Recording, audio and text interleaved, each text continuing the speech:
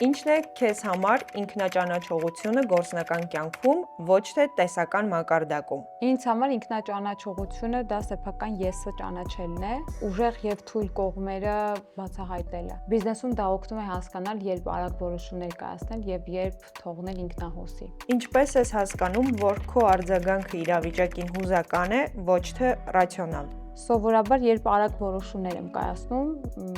բնականաբար դա իմպուլսիվ քայլ է լինում իմ կողմից ու ավելի էմոցիոնալ։ Հաճախ նաև փոշմանում եմ իմպուլսիվ որոշումների համար։ Հիմա ավելի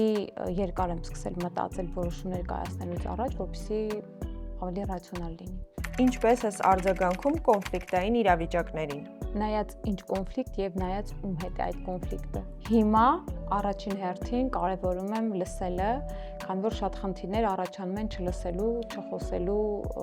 պատճառով։ Ինչ ես սովորել մարդկանց հետ դժվար խոսակցություններից։ Դժվար խոսակցությունները սովորեցնում են ճիշտ կառավարել էմոցիաները առաջին հերթին։ Սովորեցնում են մտածել, հետո խոսել։ Իսկ մի կարևոր բան էլ ասեմ, դժվար խոսակցությունները ինձ համար ամենաուսուցողականն են ու դժվար խոսակցություններ ես միշտ ունենում եմ միայն իմ ավագ գործարար ընկերների հետ։ Քո կարծիքով մարդը կարող է փոխել իր բնավորության հիմնական գծերը, թե դրանք կայուն են։ Բնավորության կան գծեր, որոնք կայուն են։ Իծնեն, դա կայուն է, բայց միանշանակ կարող են փոխել ու բիզնեսը շատ փոխում է մարդու բնավորության գծերը։ Մարդը կարող է լինել օրինակ անպատասխանատու, դառնալ շատ պատասխանատու, ճիշտ շրջապատում, ճիշտ մարդկանց հետ գործարքներ կատարելիս։ Ու նաև հակառակը։